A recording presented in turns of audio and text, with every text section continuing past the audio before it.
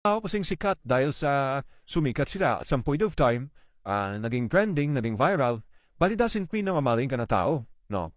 Lalong-lalo na kung meron kang pinakitang likas na ugali mo. May mga tao din namang sikat dahil sa, syempre, aside from popular sila, meron silang good personality, di ba? Mababait. Or may mga talento sila na wala sa iba. Kaya sila sikat. And yun yung reason kung bakit sila minamahal ng tao. Kaya next time I suggest na hindi ho tayo mag-expect sa isang bagay. Kahit sa anong bagay, huwag ho tayo mag-expect, lalo-lalo na sa attention ng mga tao or sa pagmamahal ng mga tao. Huwag ho tayo mag-expect para hindi tayo masaktan. Pupunta tayo sa isang lugar na parang wala lang, di ba? We just gonna visit, di ba? Kung meron mo pa picture, edi okay. Kung maganda pa rin na hindi tayo mag-expect ng kahit na mas maganda pa rin na alagaan natin ang ating emosyon. Para hindi tayo masaktan. Hindi tayo mag-expect, diba? Hindi tayo mag-expect na mamahalin tayo ng taong bayan.